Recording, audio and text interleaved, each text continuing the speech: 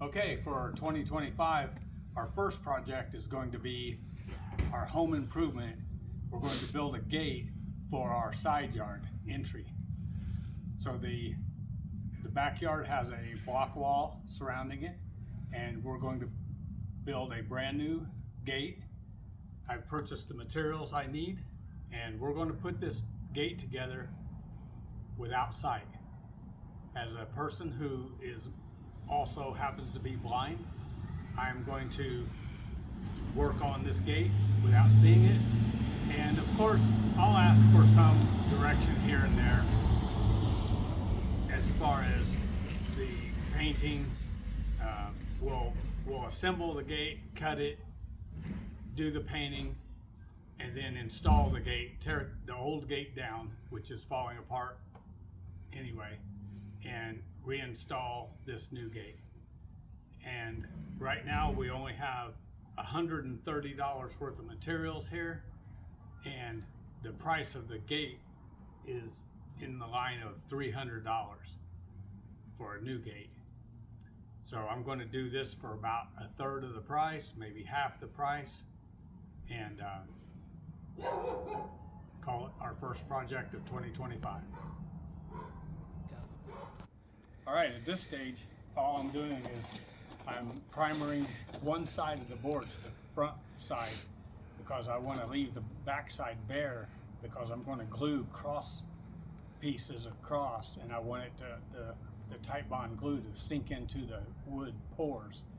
And right now, what I do is I already did the edges of the board, and now I'll do, what I do is I get the board up, and I always set my paint can. Here's a trick for my blind, fellow blind home maintenance people, is I get like a trash can, put my paint at the base, because then I'm not going to kick it over when I move, and plus I can find the trash can, go straight down, and there's my paint. And generally speaking, I close my eyes when I paint, because if you get a little droplet of paint in your eye, and all you blind guys know, and ladies know, we don't want anything getting in our eyes, because they're already sensitive. So I usually close my eyes, I get my paint on there, and just brush away. And I like this exterior Kills because it runs on smooth, and I can feel it. You can even hear the difference. Say, I'm here, and you hear that? Now, it's much higher pitch. So, just keep my eyes closed, paint, keep that paint out of your eyes.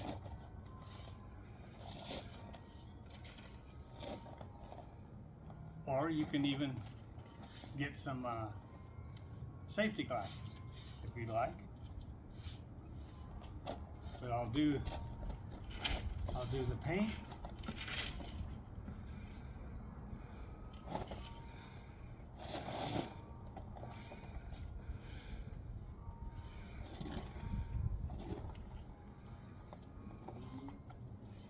And you can feel with the paintbrush the places that you missed. Then I just lift it up, do the top piece right here a little bit. Now this is just the primer, and I'm primering it now because I want the edges primered, and then I just lay it right out here in gravel to dry. And yeah, you're going to get a little primer on you, no big deal.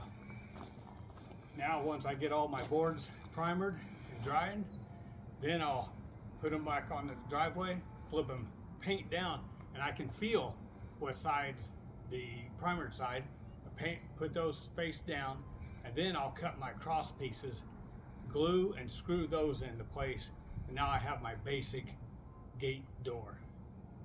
Stay tuned. Go. All right, we come to the point where I put all the boards side by side, and I did not have a bar clamp to tighten them together. So I did an old trick from back in the day. You just take a piece of flat string, this electrician's rope, and I run it around it, and then put my feet at the end and pulled it tight, and then run a screw in it. So it tightened up the boards. I did that to the top and put this board on, and then went to the bottom, did it again. The rope is still there, as you can see. I pulled it tight, put a screw in it, and then put the bottom board across.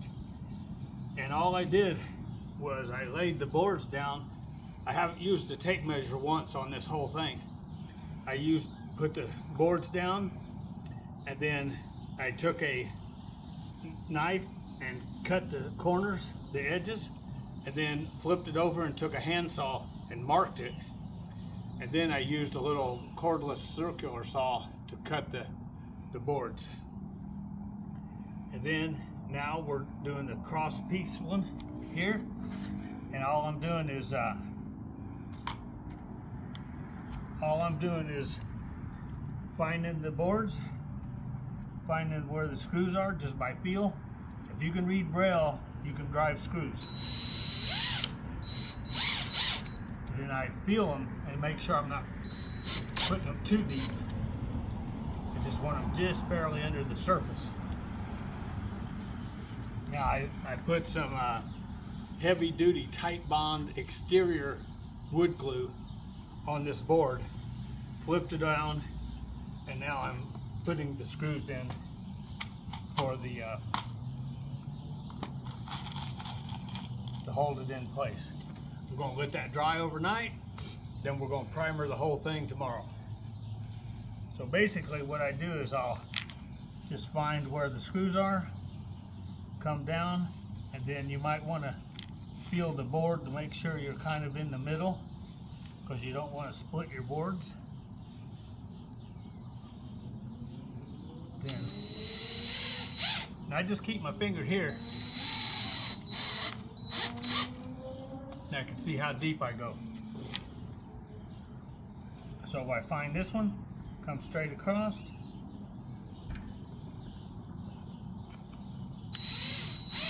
Keep my finger there. That's a little trick to keep you from burying that screw. Let me get a close-up on you doing one. So I find the last one with my fingers and come down a little ways. Then feel here to make sure. Now see, I'm right at the edge there, so I want to come back a little bit to about here.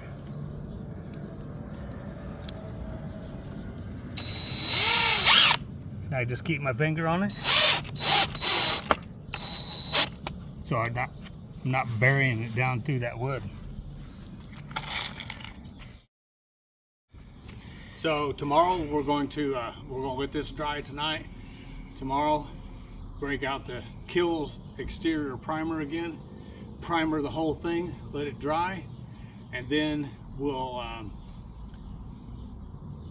pick out our color for the gate and then paint it.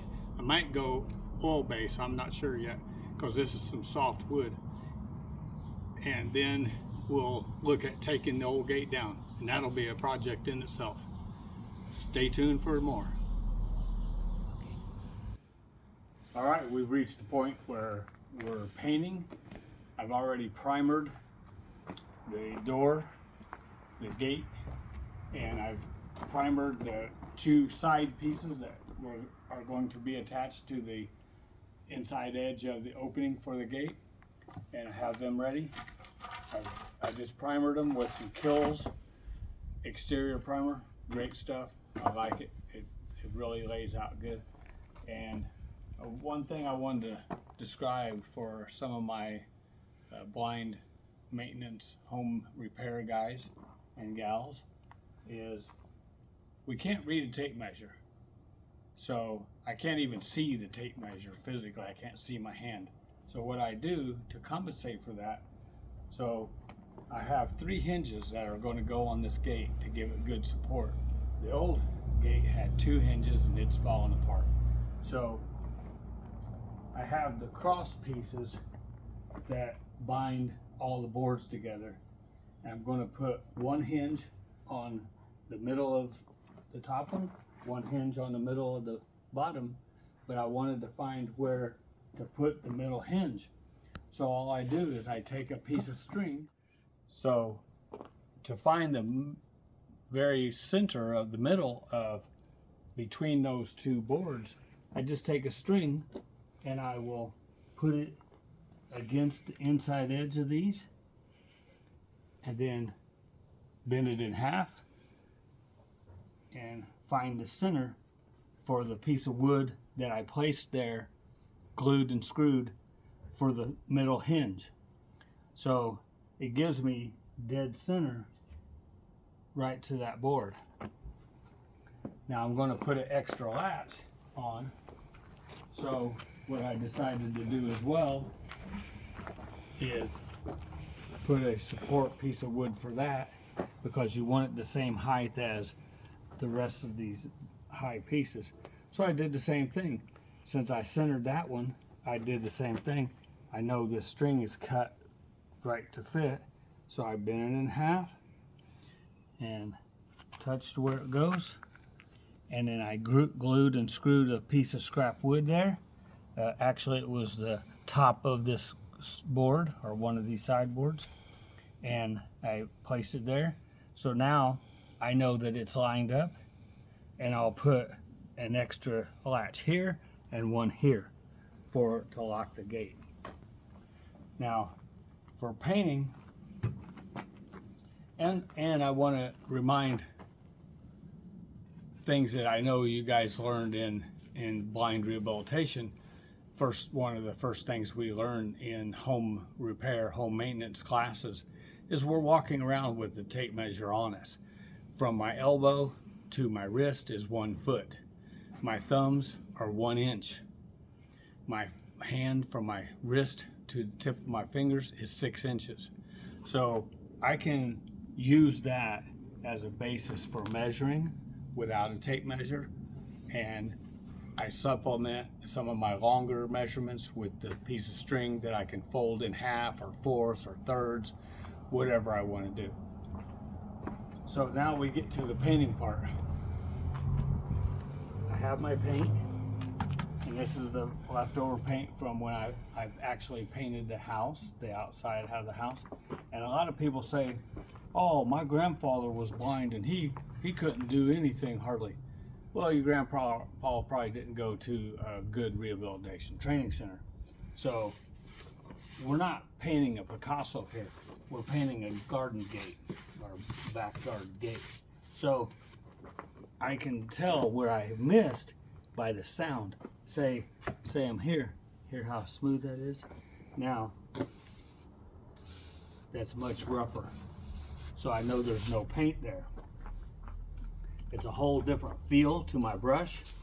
And I just slap some paint on there, spread it around, try to get everywhere where I can hear right there, there's no paint. That needs a little more. I can feel it with my brush. It's not smooth.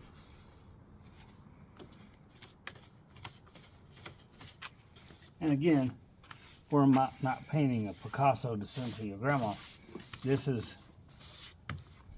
We're putting some paint on here. Now I can feel with my brush, there's no paint right here. Hear the difference? Now it's smooth. It's much quieter and the brush runs smoother.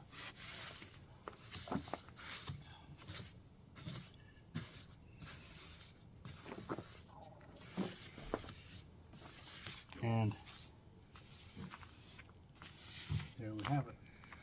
And I think there's a piece up here in the corner.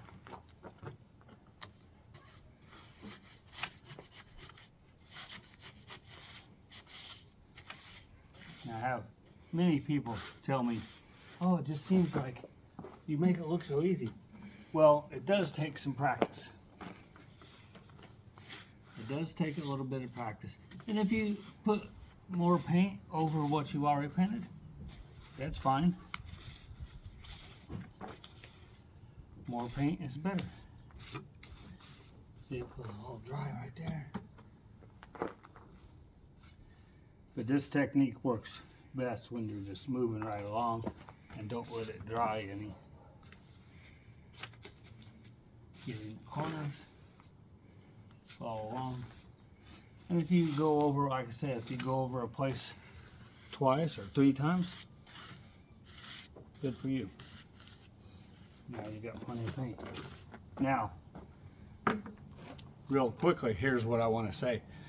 We have technology as well, and we can use our technology on our phones. I can say, open Be My Eyes. In progress. Take picture. Starting camera. Take picture. Button. Take picture. Analyzing picture. Please wait.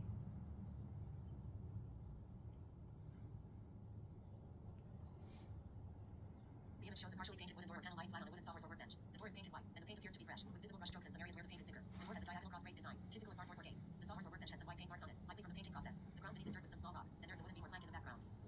I get a lot of information for that. Tells me what's going on here. Clear. Button. Clear. And that's Be My Eyes, free app. I use it all the time. And I can call a volunteer as well to have them look at this. They look through the camera on my phone and I can say, could you see if I missed any places? And they will look with my phone. I don't use that very often because I believe that as a person who is living in the blind world, we need to challenge ourselves to push and do everything we can. Now, are there times when we need sighted help? Absolutely.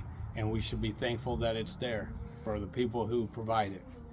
But in general, let's do the best we can and move on from there. Stay tuned. Okay. All right, now we removed our existing gate and the sideboards that were attached to the block by these anchors, and now we'll line up the new boards with the bevel edge. We'll line it up here, get it straight, put the level on it, and then I'm going to hit it with this mallet where the bolts are, and it'll make an indentation on the backside. That way when I lay it down, I can feel where the dents are, get my drill bit in there and drill through. That way I'm lined up, everything's level, and I can put the retaining nut on it, and then we'll line up the gate, and I'll measure from the top of the gate to where the new concrete pad will be here. I'll put a board across at that height, and then I'll brace it underneath, and then put the hinges, connect the hinges. Moving forward, and stay tuned. Go. All right, we have our gate installed. Finally, it took us all day, but it's up and swings fine. It's a nice stiff hinges, and what I did is I put some weights, some spacers here to set the gate on. That I ran a board from here to the form board. This is all going to be fresh concrete, so I want to make sure my gate is above that concrete by about ½ an inch or inch, and so I set my weights there that are level with the swing, and as you can see, it worked out perfect. So the new concrete is going to come right to the top of this form board. We have some clearance there, not a lot, but about an inch. That's perfect. And all that's left, now we have a brand new, freshly painted, sturdy gate. It's not going anywhere.